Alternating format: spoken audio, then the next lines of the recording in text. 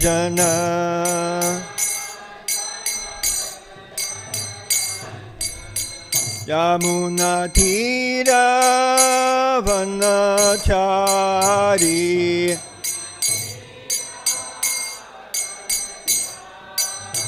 Yamuna tira vanachari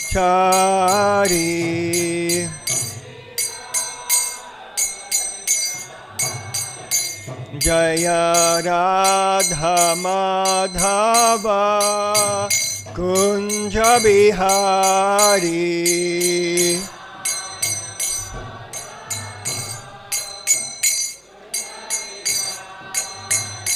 Jaya Radha Madhava Kunja Bihari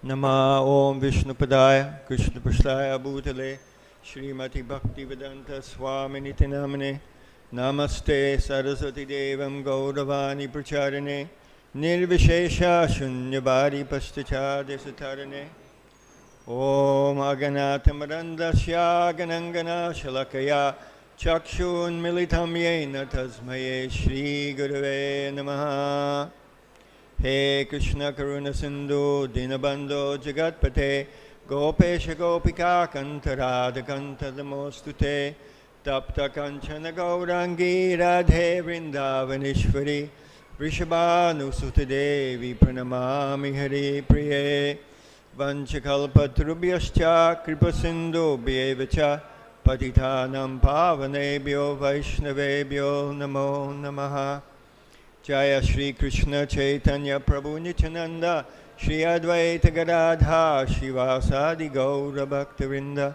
Hare Krishna Krishna Krishna Hare Hare Hare Rama Rama Rama Hare Hare Om Namo Bhagavate Vasudevaya Om Namo Bhagavate Vasudevaya Om Namo Bhagavate Vasudevaya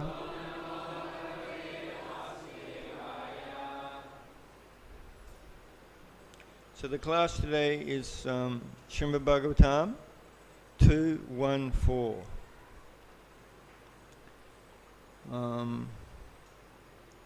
Dehāpatya-kalatrādiṣv ātma-sainyeṣv asatsv teṣāṁ pramatto nidhanaṁ paśyan api na paśyati dehāpatya-kalatrādiṣv ātma-sainyeṣv asatsv api teṣāṁ pramatto nidhanam paśyan api na paśyati dehāpatya-kalatrādiṣv ātma-sainyeṣv asatsv teṣāṁ pramatto nidhanam paśyan api na paśyati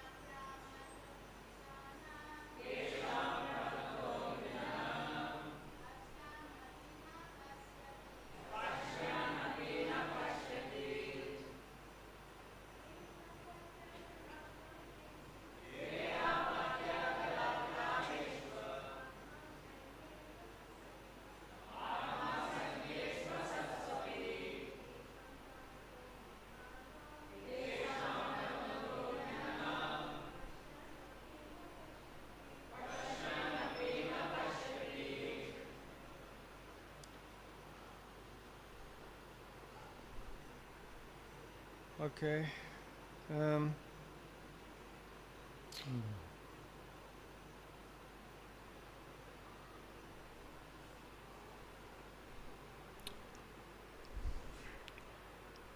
Dehāpatya-kalatrādiṣv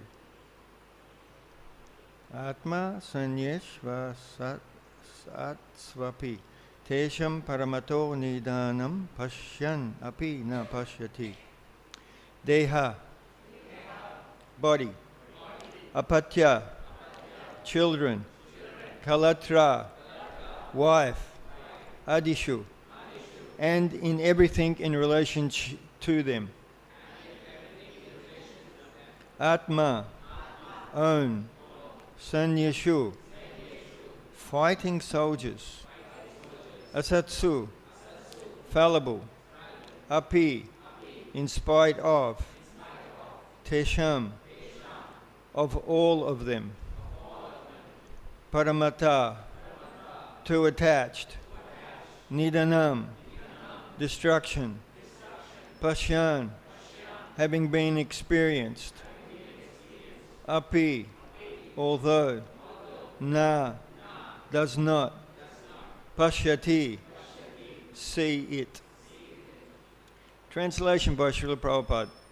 Persons devoid of ātma-tattva do not inquire into the problems of life, being too attached to the fallible soldiers like the body, children and wife.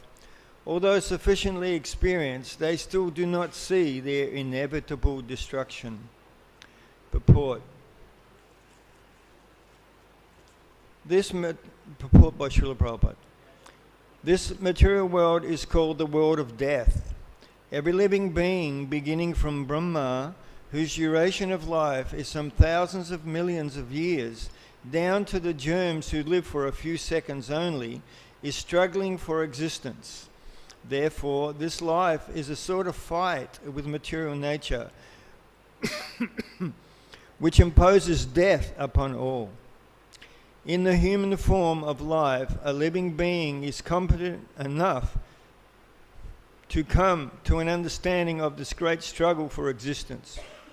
But being too attached to family members, society, country, etc., he wants to win over the invincible material nature by the aid of bodily strength, children, wife, relatives, etc.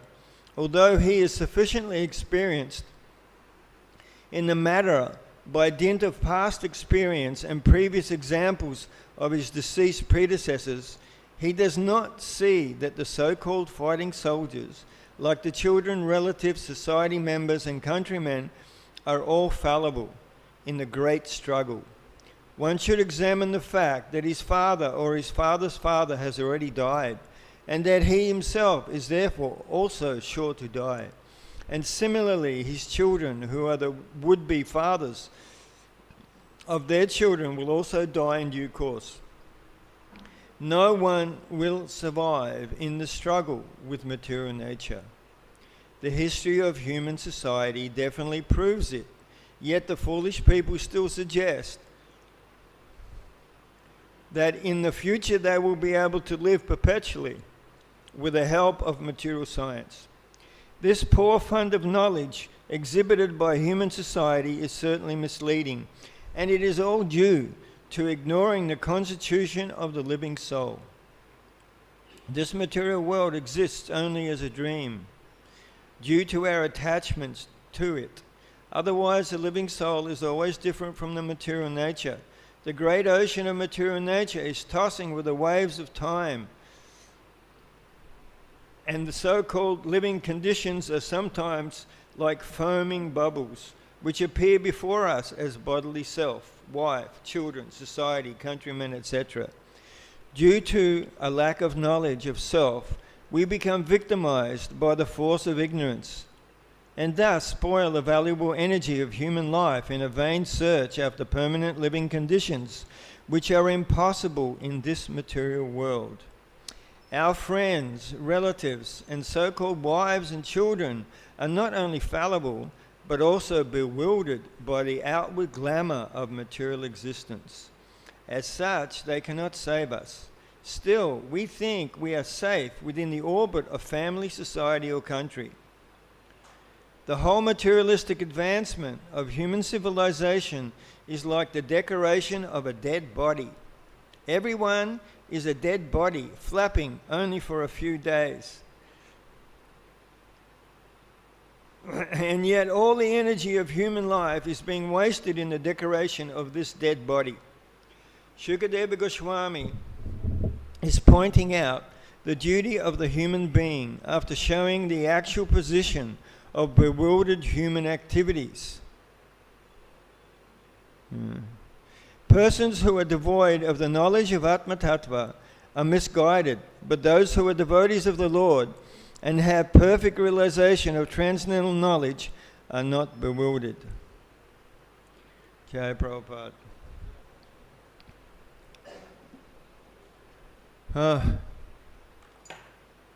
So once upon a time, the Pandavas, when they were in exile, they were very, very thirsty. And they come across this lake, one after another. And so, I can't remember the first one, but they came one after another. And the last one to come was Yudhishthira Maharaj. And so, before they drank, they heard a voice. That you should answer some questions before you drink. And anyway, they didn't answer, and they died from drinking the water. They died one after the other. And then Yudhishthira Maharaj came, and he heard this voice that you should answer some questions. So one of the questions that was asked of Yudhishthira Maharaj was, what is the most amazing thing in this world? And Maharaj Yudhishthira replied that everyone will die one day, but everyone thinks that he will live forever. So anyway, the voice was coming from Dharmaraj, from Yudhishthira Maharaj's father. And so he wanted to test, and he wanted to glorify his son for being so knowledgeable.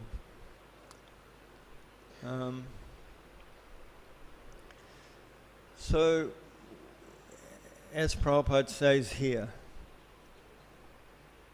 or in the translation here, persons devoid of ātma-tattva do not inquire into the problems of life, being too attached to the fallible soldiers like the body, children and wife.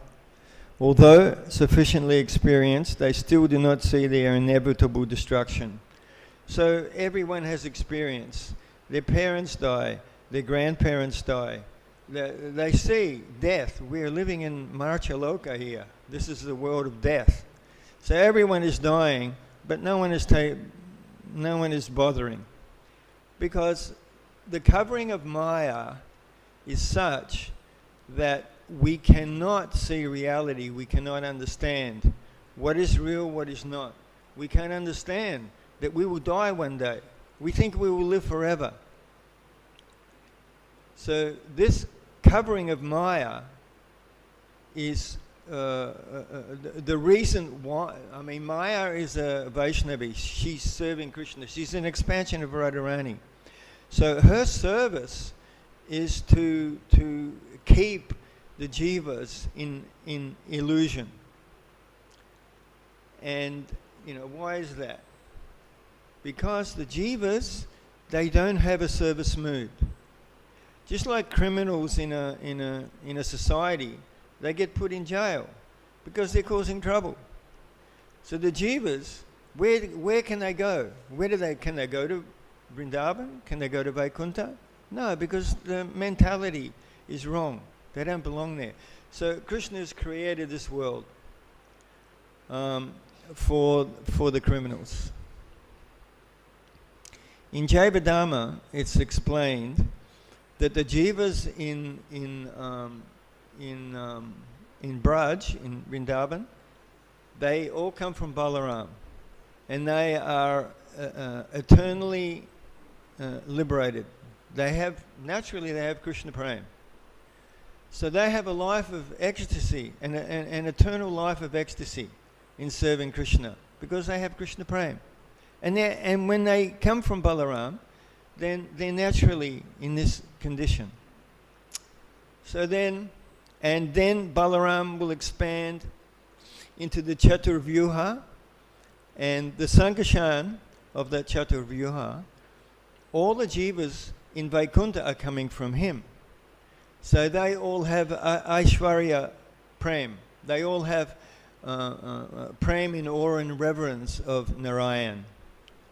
Whereas in Vrindavan, they have Krishna Prem. They have their Prem is not in awe and reverence.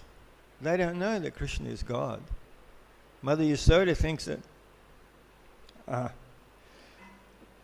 Mother Yasoda thinks that Krishna is her little boy. Radharani thinks that Krishna is her lover. They don't know Krishna is God. Even when Krishna disappeared from the rasa dance, they were looking everywhere for Krishna. And their feelings of separation is amazing. And so Krishna appeared as Narayan. So when they saw Narayan, they were asked Narayan, have you seen Krishna? That, with awe and reverence, they're offering obeisances to Narayan. And so they're asking, well, have you seen Krishna? So they don't know Krishna is God. And like, you know, Vrindavan, the Prem in Vrindavan is the highest. Like Vaikuntha Prem, because it's in awe and reverence, Krishna says in Bhagavatam, I am not satisfied by love and awe and reverence, as I am in Braj Prem. When someone loves Krishna without any awe and reverence, but just naturally from the heart, they have so much affection and attachment to Krishna. So out of their natural relationship with Krishna, they're serving Krishna not as God, but as their friend, as their lover, as their child. So these relationships, because they don't know that Krishna is God, then because they're caught by Yoga Maya. We're living in the world of Mahamaya. So in this world of Mahamaya, we have this hankara, we have this false ego that I am this body, this is my wife, this is my country, I, me and mine. So as long as this hankara is there, we can't understand Krishna, because we're covered by Maya. So when we're covered by Maya, we can't understand what is real. We can't even understand Maya, what it is. So, but in Braj, they are controlled by Yoga Maya. We are controlled by Mahamaya. They are controlled by Yoga Maya. And Yoga Maya is always making so many different arrangements for Krishna's pastimes.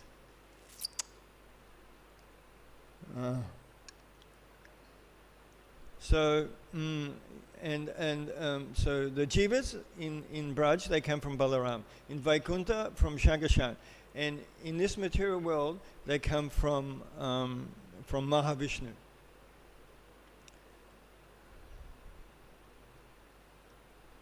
So the jivas, when they come from Mahavishnu, they have a choice. Yogamaya, to have a relationship with Krishna, or have relationships in this world. But mostly they look in this world. They see the happiness and the affection that people have in this world, and they're naturally drawn to that. It's a mistake. We made a mistake. But you know, Krishna, Krishna, he wants everything. Okay, he created Braj, he created Vaikuntha, but there's no antithesis. There's no contrast. So he created this world so the jivas would be in illusion, and you know, like for the gopis, Krishna is a hero. So Krishna is the hero in this world because he saves the jivas from a birth, death, disease, and old age. So it's one of Krishna's pastimes. When Krishna does something, then he achieves many things at the same time. So one of the things he achieved was a contrast between the spiritual world and the material world. And another thing is he's the hero. Like Radharani, she actually, like we're in Gaudiya Vaishnava Sampradaya. So if you look at our acharyas, they're all manjaris. I think it was Vishwanatha Chakravarti Thakur. I think it was him. There's a history where he was initiating non-Brahmins. He was giving Gayatri to non-Brahmins. And Krishna says in Bhagavad Gita, he will accept anyone, even low-born. Anyone, he will accept. If someone offers me, you know, a leaf, fruit, flower in love, I will accept. Sorry?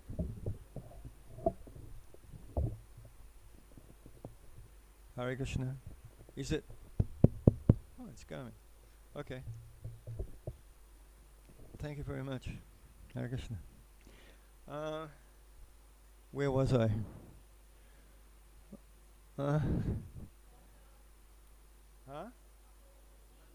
Yes, if Krishna says, if one offers me a leaf, fruit, or flower, I will accept. So this is the secret ingredient, is love. So Radharani, I'm telling the story about Vishwanatha Chakravarti Thakur. So he was initiating non-Brahmins and low-born people, as Vaishnavas do. And so the Brahmins at the time, they were very, very angry with him. And they were so angry, they planned to kill him. And so Vishwanatha Chakravarti, he would walk every morning before sunrise along one path. So they decided, okay, we will hide to the side of the path, and then when Vishwanatha when Vishwanatha Chakravarti, when he walks by, we will jump on him and we will kill him. So they're waiting by the side of the road. They're hiding and they're waiting. And they see a very young, pretty girl walking along the path.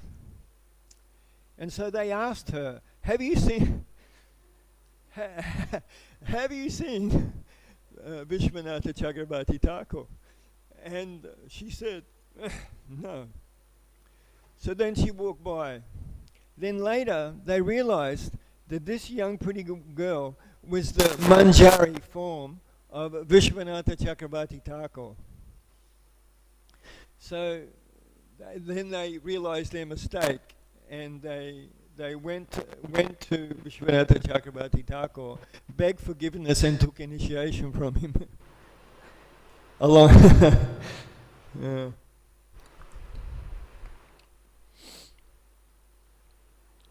So all our acharyas are all manjaris. And Radharani, they're Radharani's manjaris. Like Rupa Goswami, he's Rupa Manjari. So Radharani, she's sending her manjaris in this world to save us. So we sing this prayer, Nikunja Yuno Ratikeli Siddhai, Yali Yali Bir Yukti Apikshaniya, that the Guru is assisting Radha and Krishna in the groves of Vrindavan. So who can go? When Radha and Krishna in the middle of the night is in the kunjas, no one can approach there. No, Mother Yasoda, Krishna's friends, nobody can enter there. Even the gopis can't enter there when Radha and Krishna are together. Only manjaris can enter. So that prayer is saying that the Guru is assisting Radha and Krishna in the dead of night in the kunja. So by that we understand that he's manjari. So Radharani, she's because Radharani knows that the jiva has a relationship with Krishna. Every jiva in this world has a relationship which is covered by Maya. And she knows the potential of every jiva to give happiness to Krishna. So because she wants Krishna to be happy. And so then she's arranging for the manjaris to come. And so when a jiva becomes a sadhan siddha, becomes a pure Vaishnava from performing sadhana in this world, she becomes so happy. And she's always there to help jivas.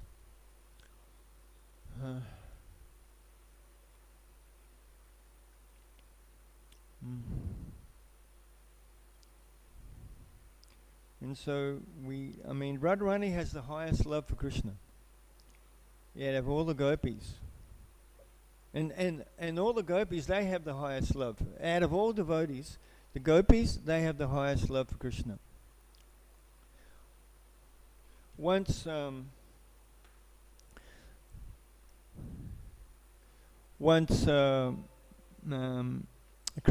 Krishna was in Dwarka, he had a headache.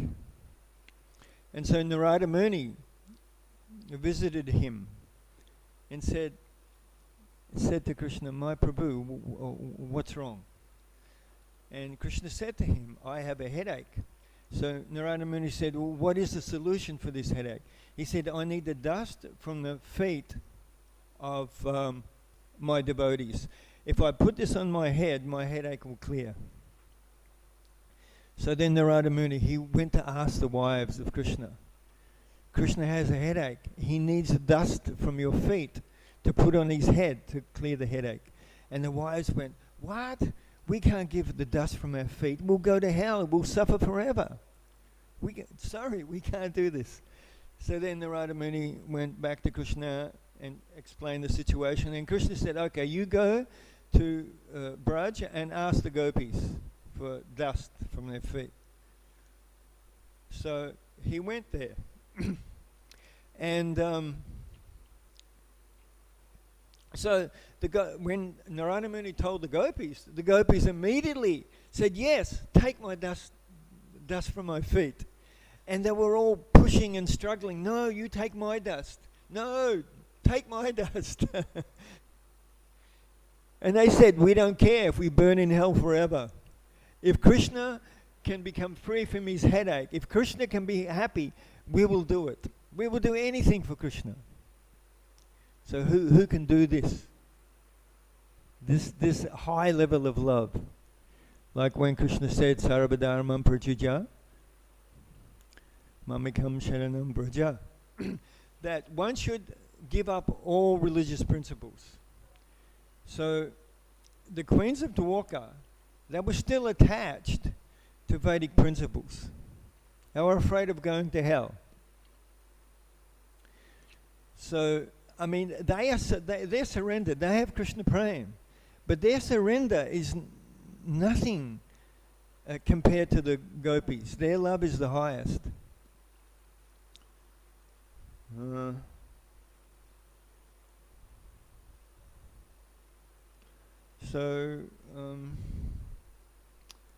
I lost my train of thought.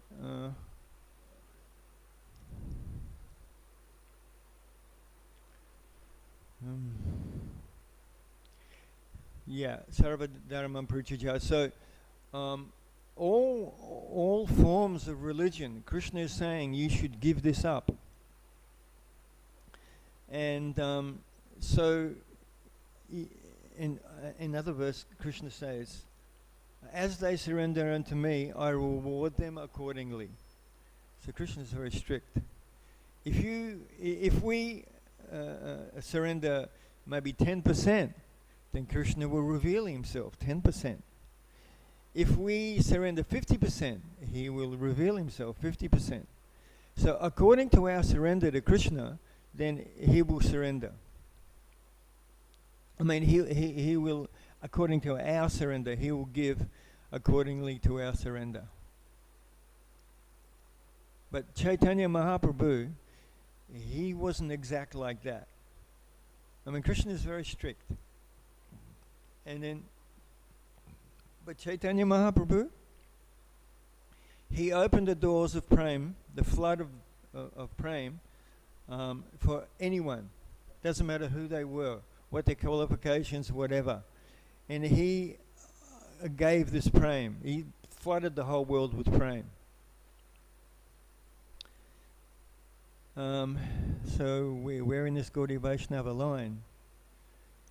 So we have access to this prem. But the problem is, in this verse, that we are attached. I'll just read it again.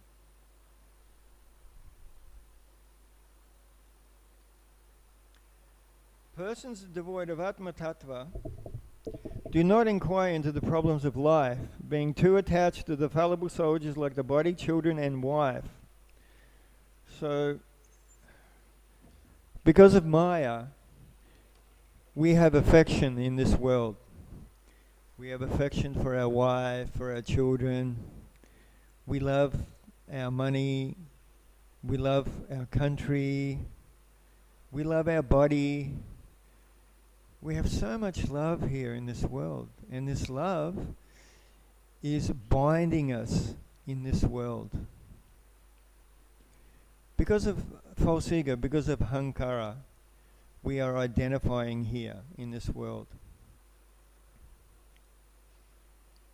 So the whole process of Krishna consciousness is meant to free us from this Mahamaya and transfer to Yoga Maya in our relationship with Krishna.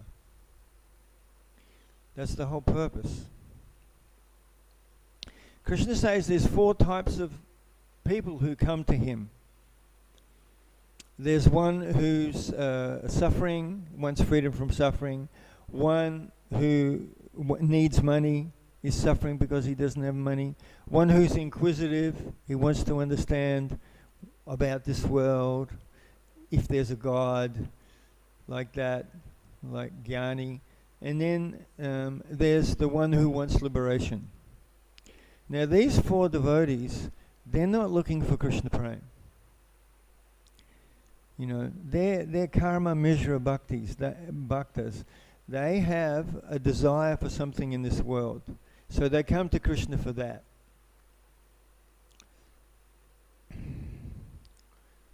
But the real purpose of human life is to get Krishna prema, is to become free from this ahankara, free from this affection we have in this world, and transfer to love and affection for Krishna forever. That's the purpose of human life.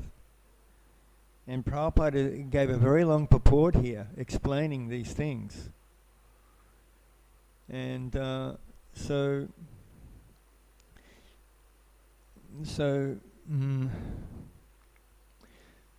the devotees that come to Krishna, they will go to the temple, they will do some service, they will go to programs, and eventually they will have the association of a pure Vaishnava.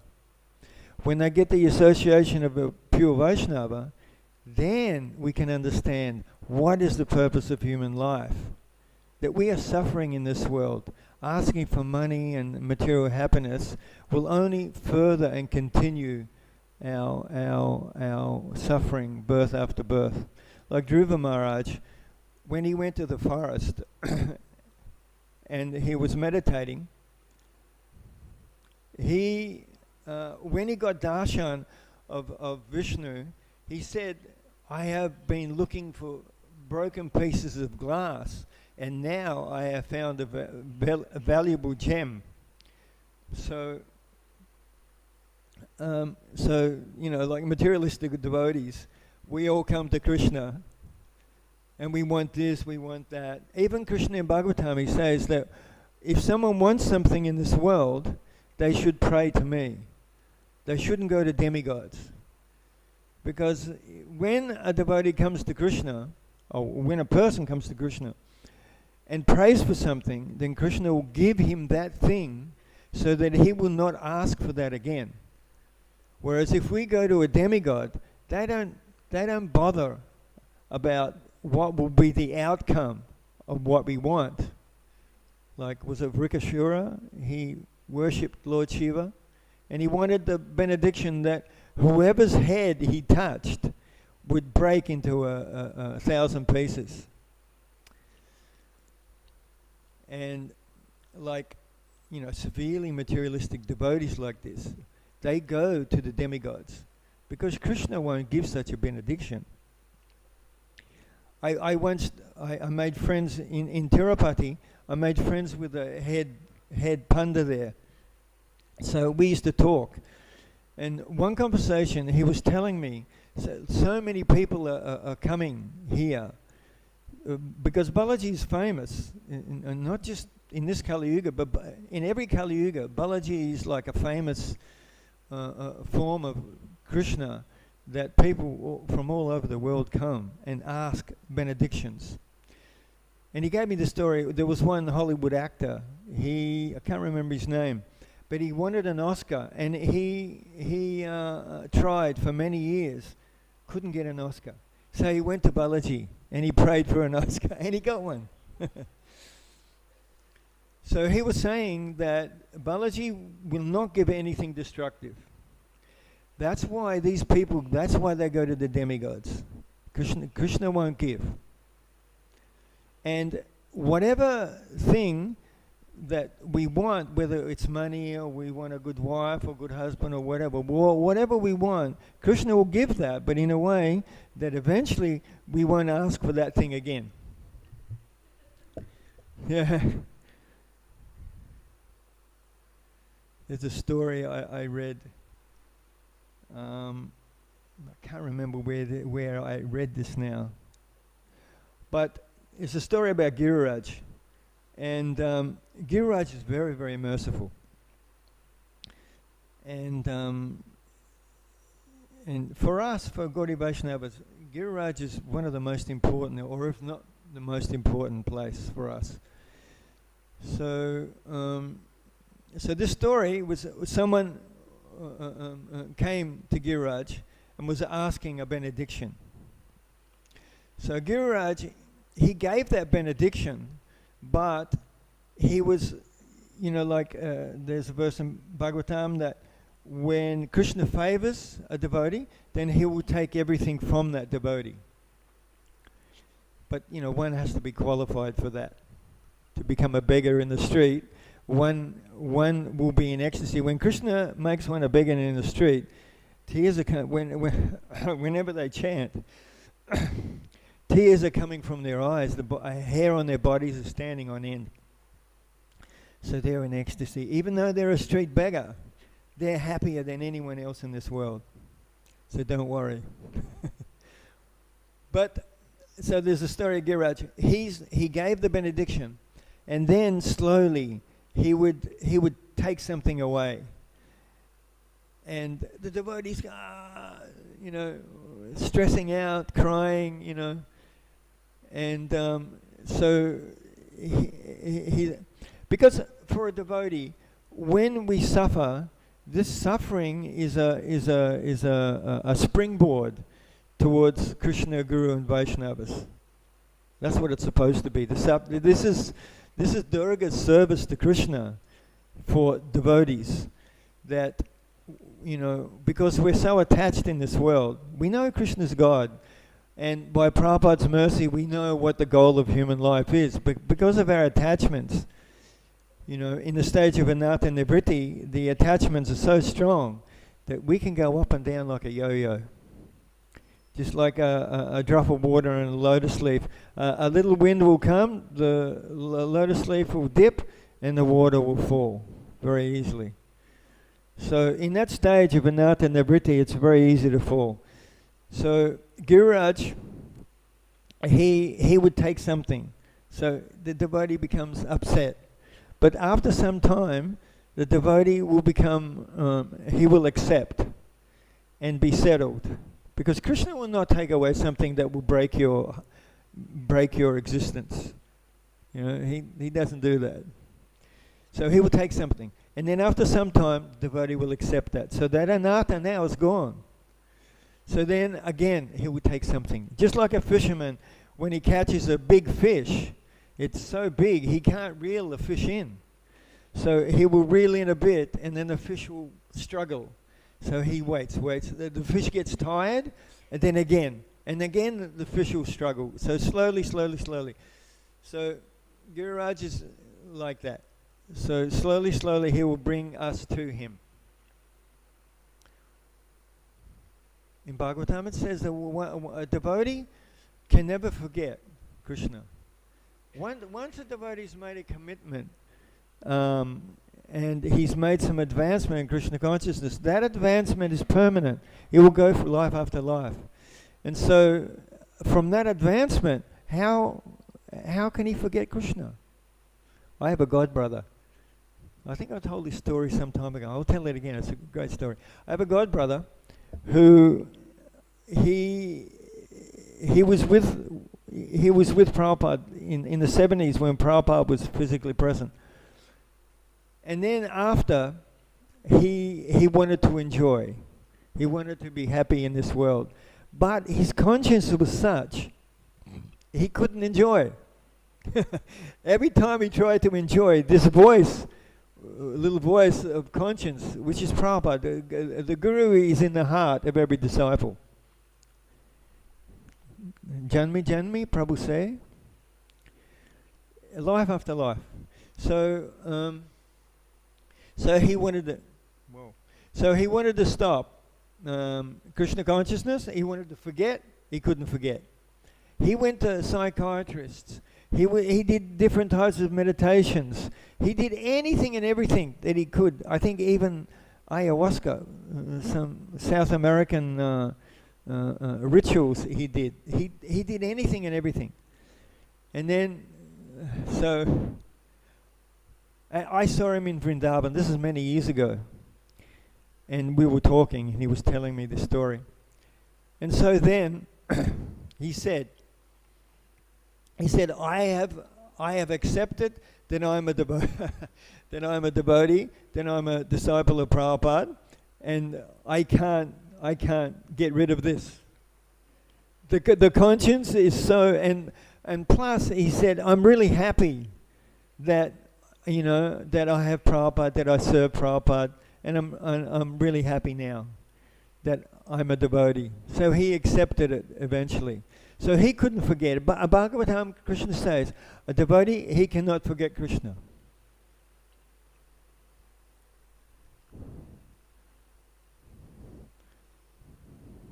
I'll tell you another story. There was one devotee in France, and he left Prabhupada. And so there was a Sankirtan party in the main city there in France, and he saw his godbrother who had left. So he was holding hands with a girlfriend. So he approached him and said, Hare Krishna, how are you? And they had a little conversation, and the devotee said, look, I'm not interested in Krishna consciousness. I just want to enjoy. I just want to be happy in this world. So he said, okay. So sometime later, he saw his girlfriend walking down the street when they were on Harinam. And so he approached her and said, where is that devotee? And she said, he died. and so then she told the story of at the time that he died, he was very weak. He was lying on the bed, and dying, and just before he died, he sat up, bright-eyed, and he said, "Oh, Prabhupada, you have come for me." So birth after birth, Guru was always with us. You know, we may think that Prabhupada is not with us, but he's always there. And like, you know, one who's been a devotee, that the voice of the conscience is Guru. He's representing the super soul. So the conscience that a devotee has is not the same as the conscience of an ordinary person. I better ask for questions now. Anybody got any questions? Ha. Ha.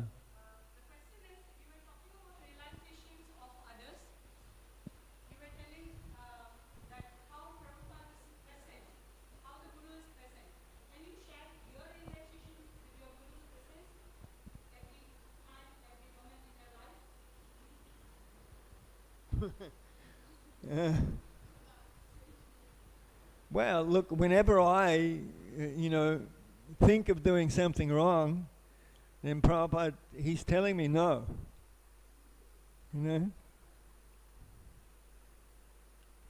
So, I'm aware. I mean, to really be aware of Guru within the heart, one has to go beyond anatta nivritti. Because as long as the covering of Maya is there, we can't really appreciate and understand Guru within the heart. But as we make advancement, we become more and more aware of that. That Prabhupada is sitting in my heart. When I first saw Prabhupada, he walked through the gate in Sydney Temple. This is in 1972, I think, and I was painting the house because we still hadn't finished decorating the temple. So me and maybe 3 or 4 devotees, we stayed behind while all the devotees went to the airport. I really wanted to go to the airport, but the temple president said, "You should, help and make the temple nice for Prabhupada, decorate the temple." So I said, okay. So Prabhupada, I was in the front of the house, and then Prabhupada came through the gate. So I turned around, and I did dandavats, and when I looked at Prabhupada, I mean, it looked like there was a sun shining from within. It was so effulgent. I've never seen anything like that before. And he was quite short, because look, if you're looking back to Godhead, you don't know how tall Prabhupada is, but he was short. And and I realized just looking at Prabhupada that he wasn't an Indian. He wasn't really like human, like an ordinary human being. And so within my heart, I understood that this is my Guru. And it's at that moment that I decided that I will accept Prabhupada as my Guru. And I think Prabhupada accepted me also at that time. I became so happy. And then when I did get initiated, we had a temple in Glebe in Sydney, and in the backyard there was a yagya, and there was maybe, I think, maybe more than 30 devotees that were initiated at that time. And so all the men were initiated first. And we had... Any more questions, by the way? No? Okay, I'll continue with the story. So we had so the yagya was there in the backyard. And so we had temple names. The temple president will give us temple names. And my temple name was Sutta Goswami.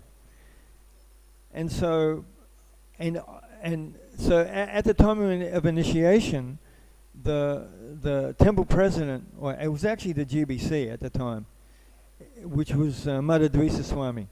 And so a devotee would be called up, and then Madhudvisa would give the temple name of that devotee. And so then Prabhupada would give that temple name as the initiated name. And I'm thinking, within myself, I really would like to get a name from Prabhupada, like personally, instead of getting a name allocated by the temple president.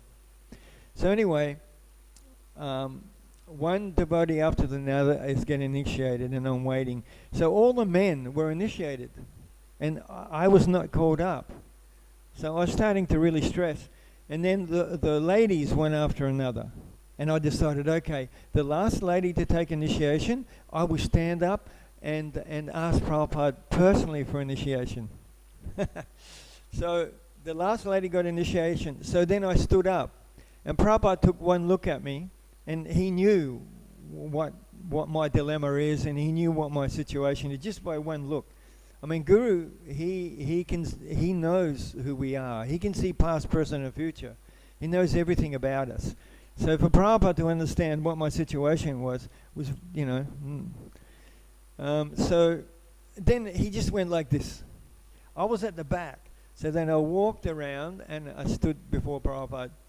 And Prabhupada said, and then Madhudvisa told Prabhupada, his name is Sutta Goswami. And then Prabhupada said, no, his name is Sahadeva. So Prabhupada fulfilled my desire.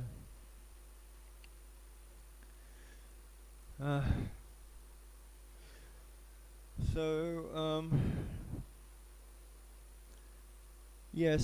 as I was saying, when devotees come to Krishna for those four things, eventually they will get sadhu sangha, because their sakriti is developing more and more.